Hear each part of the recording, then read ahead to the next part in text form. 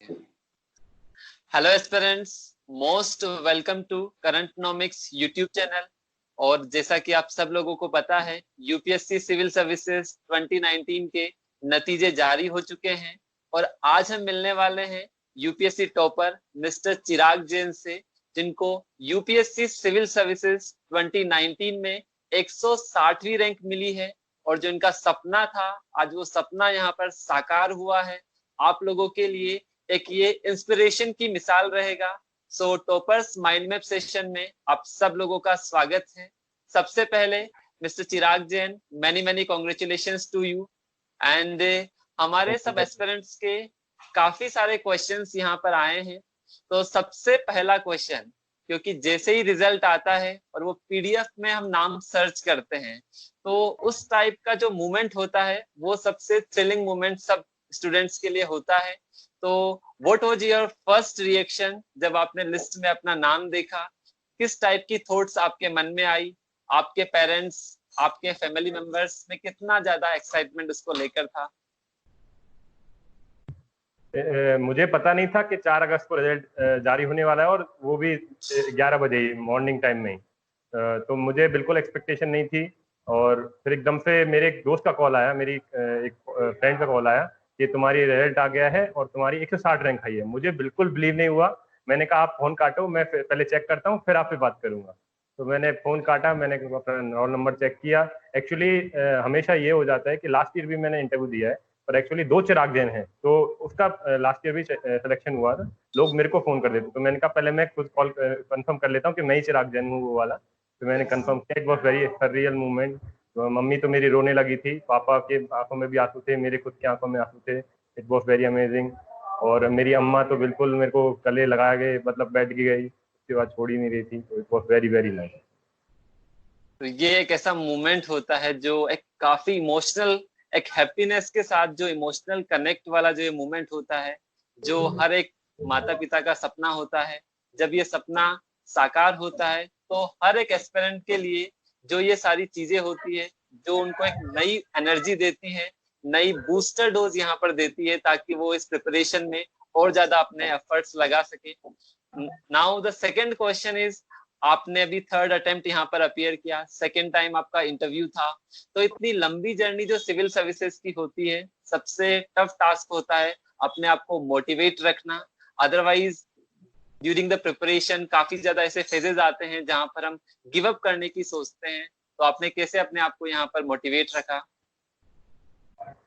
आप मेरे अटेम्प्ट अगर देखेंगे तो मेरे अटेम्प्ट में कंटिन्यूस इंप्रूवमेंट आपको दिखेगा। मेरा फर्स्ट अटेम्प्ट रहा जिसमें मैंने प्रीलिम्स क्लियर किया, लेकिन मेंस नहीं क्लियर कर पाया। yes. फिर मैंने दूसरे अटेम्प्ट में मैंने मेंस क्लियर किया, मैं इंटरव्यू स्टेज क्लियर नहीं कर पाया। फिर इसके बाद मेरा थर्ड अटेम्प्ट में सिलेक्शन हुआ है। तो कहीं ना कहीं ये कंटिन्यूस इंप्रूवमेंट जो था, छोटा छोटा इंप्रूवमेंट, वो मेरे को मोटिवेट करता रहा। उसके अलावा दूसरी चीज मैं देखूंगा कि मेरे बहुत सारे सीनियर्स रहे हैं। वो सीनियर्स तीसरे अटेम्प्ट फोर्थ अटेम्प्ट में बहुत अच्छी रैंक प्राप्त की है।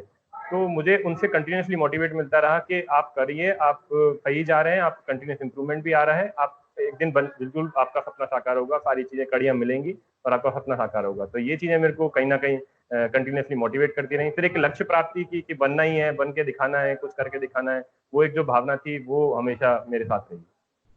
डेफिनेटली आपका जो ग्रेजुअल इंप्रूवमेंट रहा, पहले प्रीलिम्स, देन आप सेकंड इंटरव्यू एंड फाइनली आप यहाँ पर आईपीएस बनकर आए हैं। और हम पूरी करंटनोमिक्स की टीम से चाहेंगे कि अगला अटेम्प्ट आप आईएएस बनकर वापस हमारे साथ जुड़े। ये हमारी आपको शुभकामनाएं हैं। एंड द नेक्स्ट क्वेश्चन हम यहाँ पर बात करेंगे कोचिंग और सेल्फ स्टडी। जो भी स्पेशली जो फर्स्ट टाइमर्स होते हैं, उनके सामने सबसे बड़ा डिलेमा होता है, क्या बिना कोचिंग के भी यूपीएससी में सक्सेस मिल सकती है? क्या सेल्फ स्टडी यूपीएससी में सक्सेस दिलाने के लिए मददगार होगी? तो आप क्या सोचते हैं इस चीज को लेकर? मुझे लगता है कि जिनका बैकग्राउंड आर्ट्स ह्यूमैनिटी सब्जेक्ट्स में नहीं है, उनको कहीं ना कहीं ऑप्शनल सब्जेक्ट में, अगर वो ऑप्शनल ऐसे आर्ट और ह्यूमैनिटी सब्जेक्ट लेने की सोच रहे हैं, तो ऑप्शनल सब्जेक्ट में कोचिंग मददगार हो सकती है। उनको चीज़ें थोड़ी सिंप्लीफाइड वे में समझ में आती हैं, जल्दी चीज़ें पकड़ में आती हैं। तो मुझे लगता है कि ऑप्शनल सब्जेक्ट में कर सकते हैं। फॉर एग्जाम्पल मेरा ही देखें, मैं बीटेक बैकग्राउंड से हूँ, मैकेनिकल इंजीनियरिंग मैंने किया हुआ है, और मैंने ज्योग्राफी एज ए ऑप्शन लिया था। तो मुझे कहीं ना कहीं दिक्कत होती अगर मैं कोचिंग नहीं करता स्टार्टिंग में। तो ऑप्शन के लिए मुझे लगता है कि इस तरह के अगर चीजें हैं तो फिर कर सकते हैं। जीएस के लिए मुझे लगता है कि कोचिंग की जगह सेल्फ स्टडी अगर हम करें और थोड़ी बहुत ऑनलाइन प्लेटफॉर्म की मदद लें तो जीएस के लिए मुझे लगता है कोचिंग की इतनी आवश्यकता नहीं है। उसमें आत्ममंथन और सेल्फ स्टडी ही ज्यादा मेन रोल प्ले करती है। तो मेरा इसमें ये मानना है। बाकी अगर आपके यस यस इसके अलावा जो लोग चाहते हैं करना वो लोग सेल्फ स्टडी पे ज्यादा फोकस करें और कोचिंग के एक पर्टिकुलर उसी कोचिंग के नोट्स पढ़ने की जगह अपने नोट्स को डाइवर्सिफाई रखें, बेसिक बुक्स पढ़ें तो वो ही ज्यादा मददगार होगा।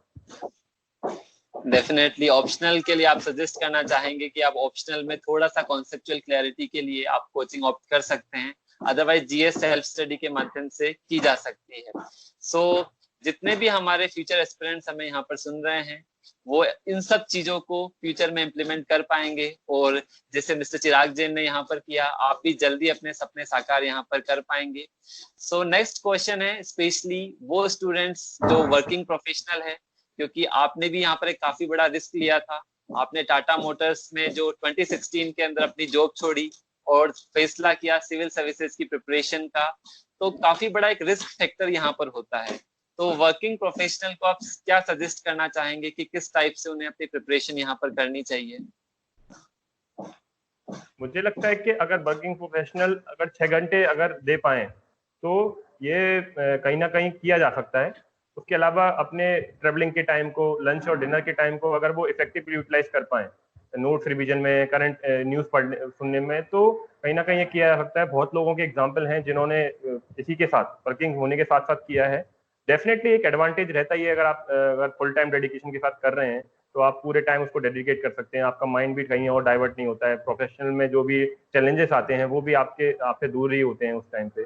तो कहीं ना कहीं फुल टाइम को तो फायदा होता है, लेकिन बहुत एग्जाम्पल हमारे यहाँ रहे हैं कि जो कर सकते हैं और छोटी छोटी चीजों का ध्यान रख के कि छोटे छोटे टाइम को इफेक्टिवली यूटिलाइज करके मुझे लगता है कि किया जा सकता है ये। डेफिनेटली। और एक जो रिस्क फैक्टर है, काफी बड़ी चीज होती है जॉब सिक्योरिटी।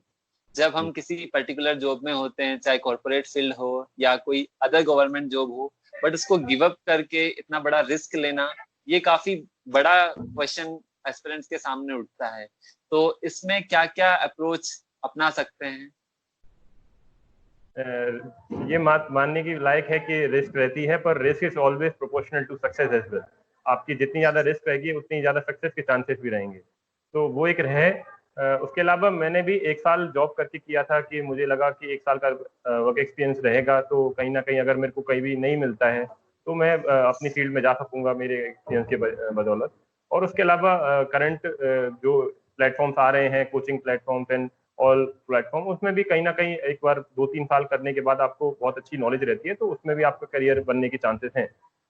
पर मैं ये चाहता हूँ कि आप लोग अपनी थोड़ी रिस्क जो है कैलकुलेटेड वे में लें कि आप अपनी फाइनेंशियल कंडीशन कैसी है, परिवार की, घर वालों का सपोर्ट कितना है, आपको खुद के ऊपर विश्वास कितना है, आपकी खुद की क्या आवश्यकताएं हैं, उनके इन फैक्टर्स को ध्यान में रख के अपना डिसीजन लें। डेफिनेटली ये वेरी करेगा person to person. Financial strength है, अदर बैकग्राउंड है, उसके अकॉर्डिंग रिस्क, कैलकुलेटेड रिस्क यहाँ पर ली जा सकती है। अब नेक्स्ट क्वेश्चन है आपका यूपीएससी इंटरव्यू से। स्पेशली अभी कोविड-19 पेंडेमिक के टाइम पर मोस्ट एक्सपेक्टेड होता है कि यूपीएससी बोर्ड आपसे कुछ सिचुएशनल क्वेश्चंस पूछे। अगर आप यहाँ के डीएम होते, एसडीएम होते, एनीथिंग, तो किस टाइप के क्वेश्चंस आपसे कोविड-19 से रिलेटेड इंटरव्यू में पूछे गए? मेरा इंटरव्यू बोर्ड सुजाता मैम का बोर्ड था। उन्होंने मेरे से 2 क्वेश्चन पूछे कोविड से रिलेटेड। तो फर्स्ट क्वेश्चन ये था कि करंटली न्यूज में 2 इमेजेस आ रही हैं, एक तो इंडिया गेट को दिखाते हैं ग्रे बैकग्राउंड में और एक दिखाते हैं ब्लू बैकग्राउंड में, तो ऐसा क्यों है? तो इस पे मैंने थोड़ी देर सोचा, मेरे को पहले समझ में नहीं आया, फिर एकदम से मेरे को क्लिक हो गया कि एयर क्वालिटी की बातें ये हो रही हैं कि एयर क्वालिटी इंप्रूव हुई है कोविड की वजह से, क्योंकि इंडस्ट्रीज बंद है, ट्रांसपोर्ट सिस्टम बंद है, तो कहीं ना कहीं ये उसकी वजह से एयर क्वालिटी इंप्रूवमेंट को दिखाने के लिए इन्होंने ये ऐसा प्रचार में आया है। तो ये मेरे से क्वेश्चन पूछा। फिर इस पे ही फॉलो अप क्वेश्चन नेक्स्ट पूछा गया था कि आपको क्या लगता है हमें क्या स्टेप लेने चाहिए कि ये इमीडिएट टर्म्स में एयर क्वालिटी इंप्रूव मेंटेन की जा सके, जो इंप्रूवमेंट हुआ है वो मेंटेन किया जा सके। तो इसके लिए मेरे से एक क्वेश्चन पूछा गया। फिर लास्ट में दूसरी बार जब बात पे इसमें सारे मेंबर कंप्लीट हो गए, उसके बाद में फिर से एक मेरे से क्वेश्चन पूछा गया कि आपको टूरिज्म पोटेंशियल क्या दिखता है राजस्थान का, और कोविड में जो इम्पैक्ट हुआ है टूरिज्म सेक्टर पे बहुत बड़ा, उसको आप कैसे रिवाइव करेंगे। तो ये 2 क्वेश्चन में से कोविड रिलेटेड इंटरव्यू में पूछे गए। डेफिनेटली जो फर्स्ट क्वेश्चन आपसे पूछा गया पूरी तरह से आपके प्रेजेंस ऑफ माइंड को दिखाता है, क्योंकि यूपीएससी बोर्ड यही चेक करना चाहता है कि किस तरह से हम एज ए सिविल सर्वेंट सब चीजों को हैंडल करते हैं। सो ये दोनों क्वेश्चन स्पेशली जो भी एस्पिरेंट्स आरएस 2018 इंटरव्यू की प्रिपरेशन भी कर रहे हैं उससे भी लिंक किया जा सकता है, क्योंकि राजस्थान में टूरिज्म काफी ज्यादा अफेक्ट हुआ है कोविड-19 की वजह से। तो ये क्वेश्चन भी काफी अच्छा राजस्थान से लिंक करके पूछा गया। Now the next question is, यहाँ पर हम बात करेंगे जो हमने सबसे इंपॉर्टेंट टर्म्स पे हम यहाँ पर बात करेंगे। सबका सवाल होता है क्या स्ट्रेटजी फॉलो की जाए यूपीएससी पूरी प्रोसेस को, चाहे प्रीलिम्स हो, चाहे मेंस हो, चाहे इंटरव्यू हो। तो ब्रीफ में आप थोड़ा सा आइडिया एस्पिरेंट्स को देंगे कि किस टाइप की आपकी पूरी ओवरऑल प्रिपरेशन में स्ट्रेटजी यहाँ पर रही। आप अगर बुक्स की बात करें तो आप किसी भी प्लेटफॉर्म पे देख सकते हैं, स्टैंडर्ड बुक्स हैं वही फॉलो करी हैं, मैंने भी वही फॉलो करी है और आपको भी वही फॉलो करनी चाहिए। मैं एक सिंपल सा टूल आपको देना चाहता हूँ जिसके थ्रू मेरे को लगता है ये बहुत सार है मेरी प्रिपरेशन का। मैं एक बोलेंगे यूपीएससी पीएनआर, इसमें मेरा शॉर्टकट मैंने दिया है। यूपीएससी पीएनआर का मतलब है यूपीएससी की प्रीवियस, पी का मतलब यू का मतलब यूपीएससी, पी का मतलब previous years paper of UPSC, S मतलब सिलेबस ऑफ यूपीएससी, एंड सी मतलब टॉपर्स की कॉपी। तो आप इन सबको देखें, सिलेबस को देखें, प्रीवियस की टॉपर्स की कॉपी देखें जो आपको कहीं भी ऑनलाइन प्लेटफॉर्म मिल जाएंगी, और प्रीवियस के पेपर को देखें। इनको एनालिसिस करके आप पता करें कि क्या डिमांड है यूपीएससी की। उसके बाद जो पीएनआर है वो बताता है practice mock test, P for practice mock test, N for making notes, and R for review. ये 3 स्ट्रेटजी उसके बाद सबसे ज्यादा इंपॉर्टेंट रहेंगी कि आप बहुत ज्यादा प्रैक्टिस करें, उनको एनालाइज करें, फिर टेस्ट पेपर को बहुत छोटे छोटे नोट्स बनाएं और उनको मल्टीपल रिवाइज करें। ये मेरी एक ब्रीफ में स्ट्रेटजी रहेगी। डेफिनेटली अगर इसको मैं शॉर्ट में बोलूं तो लर्न, एनालाइज एंड रिवाइज। आप सीखें, उसको एनालाइज करें एंड देन उसको रिवाइज कीजिए। And the most important thing हम यहाँ पर बात करेंगे, अभी यूपीएससी प्रीलिम्स आने वाला है, तो सबके मन में, और यूपीएससी प्रीलिम्स को अगर मैं बोलूं तो मोस्ट डिफिकल्ट चैलेंज होता है सब एस्पिरेंट्स के लिए। काफी डायनामिक है, काफी मल्टी डायमेंशनल इश्यूज को टच करते हुए पेपर पूछा जाता है। तो लास्ट 1 मंथ की क्या स्ट्रेटजी आपके अकॉर्डिंग सभी एस्पिरेंट्स को यहाँ पर फॉलो करनी चाहिए? लास्ट 1 मंथ में मुझे लगता है सबसे इंपॉर्टेंट चीज होनी चाहिए कि आप कोई भी न्यू सोर्स ना पढ़ें। आपने जो भी सोर्स अब तक पढ़े हैं उन सबको ही रिवाइज करें। कुछ चीजें जो आप भूलते हैं उनके नोट्स बनाएं, छोटे छोटे नोट्स बनाएं, उनको भी मल्टीपल टाइम रिवाइज करें। और इसके अलावा आप लोगों के साथ डिस्कस कर सकते हैं जो आपके सीरियस एस्पिरेंट हैं। इसमें आप बड़े ग्रुप ना बनाएं, 2-3 लोगों का छोटा ग्रुप बनाएं, और जैसे करंट अफेयर्स हुआ, कुछ भी बेसिक बुक्स हुई, उनको जल्दी जल्दी रिवाइज करेंगे। साथ में पढ़ने से बहुत ज्यादा फायदा हो सकता है इसमें। और उसके अलावा कॉम्प्रिहेंसिव टेस्ट देना ना छोड़ें, उसमें आपके लॉजिक, आपके एलिमिनेशन टेक्निक, ये सब पे बहुत काम करने की जरूरत है। क्योंकि आप अगर देखें, मैंने भी 3 अटेम्प्ट दिए हैं, तीनों में प्रीलिम्स क्वालिफाई किया है, 2 बार मैंने फॉरेस्ट का प्रीलिम्स कट ऑफ क्लियर किया है। तो इसमें कहीं ना कहीं एलिमिनेशन टेक्निक और लॉजिक और आप जो लगाते हैं उनकी बहुत बड़ा रोल रहता है। कभी भी आपको 60 और 55 क्वेश्चन से ज्यादा आपकी नॉलेज के बेसिस पे नहीं आ पाएंगे। उसके बाद आपका ये सब टेक्निक ज्यादा काम आएंगी, तो वो प्रैक्टिस टेस्ट के थ्रू ही आ सकती हैं। तो वो मुझे लगता है ये सब चीजें आपको 1 मंथ के अंदर करनी चाहिए। Yes, definitely animation, logical guesses और आपका प्रिपरेशन दोनों यहाँ पर काफी इंपॉर्टेंट रोल प्ले करेगा कि अगर आपको यूपीएससी प्रीलिम्स क्लियर यहाँ पर करना है, क्योंकि वही सबसे फर्स्ट स्टेप है जहाँ पर आप अपीयर होते हो मेंस और इंटरव्यू के लिए। सो नेक्स्ट क्वेश्चन, अभी हमने आपका इंटरव्यू देखा था दैनिक भास्कर में, जहाँ पर आपने बताया कि एक बुक को 10 बुक्स को पढ़ने के बजाय एक बुक को आप 10 बार पढ़े तो आप काफी अच्छी कॉन्सेप्चुअल क्लियरिटी ला पाएंगे। तो किस टाइप का मैसेज आप इसके थ्रू यहाँ पर देना चाहेंगे सभी एस्पिरेंट्स को? मैं प्रीलिम्स और मेंस के लिए तो यही एक सबसे ज्यादा देना चाहूंगा कि नोट्स बनाकर रिवाइज करना ही इस यूपीएससी को क्लियर करने का सबसे अच्छा तरीका है। क्योंकि इस यूपीएससी में हम बोलते हैं कि बहुत वाइड सिलेबस है, कुछ भी चीजें पूछी जा सकती हैं, तो इतनी चीजों को याद कैसे करें। तो याद करने के लिए सबसे इंपॉर्टेंट चीजें यही हैं कि आप छोटी छोटी नोट्स बनाएं हर बेसिक बुक्स के, उसके बाद उनको बार बार रिवाइज करें। जैसे जैसे आपको टाइम मिले आपको कोर्सेज भी डाइवर्सिफाई करें, उनके नोट्स बनाएं, उनको फिर रिवाइज करें। इसके थ्रू ही आप अपनी स्ट्रेंथ को बिल्ड कर सकते हैं। आप एक बुक को 10 बार पढ़ेंगे तभी आपको फायदा होगा। अगर 10 बुक को एक बार पढ़ेंगे तो ना आपको कुछ याद होगा, ना उसका फिर आउटपुट आ पाएगा पेपर पे।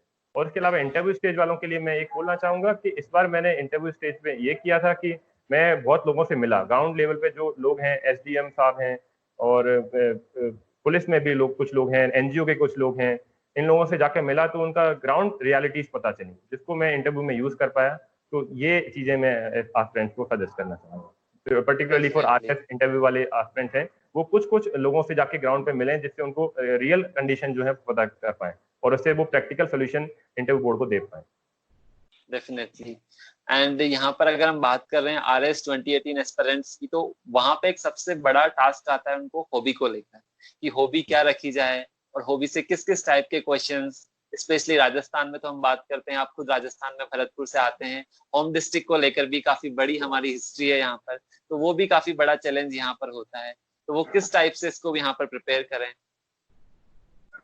मेरे अकॉर्डिंग हॉबी 2 रखनी चाहिए, मैक्सिमम 2 हॉबी रखें, इससे ज्यादा हॉबी प्रिपेयर करना बहुत टफ रहता है। और हॉबी जेन्युइन रखें, वो बहुत ज्यादा फायदेमंद रहती है, क्योंकि जेन्युइन हॉबी के जो आंसर आपके रहेंगे वो भी आपके बहुत कन्विंसिंग आंसर रहेंगे।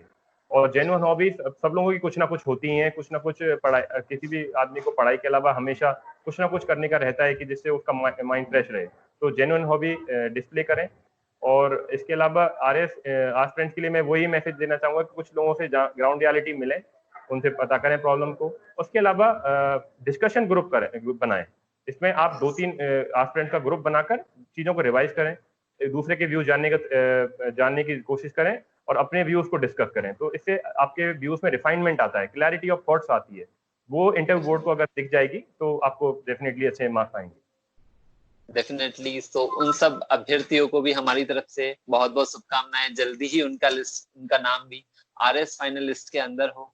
एंड लास्टली हम यहाँ पर बात करेंगे, सबसे इम्पोर्टेंट चीज आपने भी अभी ऑब्जर्व किया होगा, सबसे बड़ा फैक्टर यहाँ पर मेंटल स्ट्रेंथ और स्ट्रेस वाला जो फैक्टर है काफी ज्यादा यहाँ पर रहता है।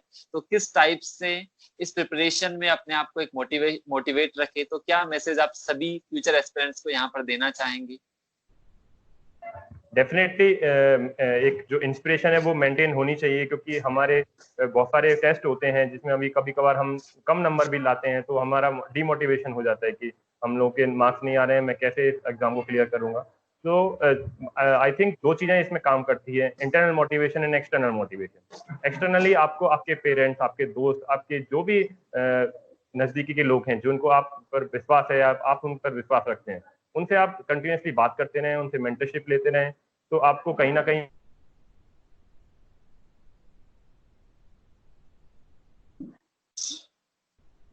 इंटरनल मोटिवेशन, उसके लिए आपको खुद ही सेल्फ कन्विंस होना पड़ेगा कि यस मैं इसके लायक हूँ, मैं ये कर सकता हूँ और मैं इसको कर सकता हूँ। इसी के थ्रू आप इंटरनली मोटिवेट रह सकते हैं, मेंटल स्ट्रेस को कम कर सकते हैं। उसके अलावा योगा मेडिटेशन करते रहें, जिससे आपका माइंड फ्रेश रहे, तो आप कहीं ना कहीं आप इस पर आपको पार कर पाएंगे।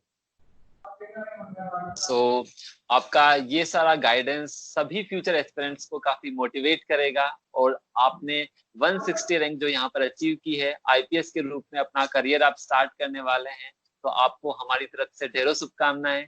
साथ में हम यही प्रार्थना करेंगे जल्दी ही आपका नाम IS वाली लिस्ट में हो और टॉप रैंकर के रूप में भी आप यहाँ पर आए। So thank you very much, आपका वैल्यूबल टाइम हमारे एस्पिरेंट्स के साथ शेयर करने के लिए। Thank you very much. Thank you. Thank you अभी, थैंक यू।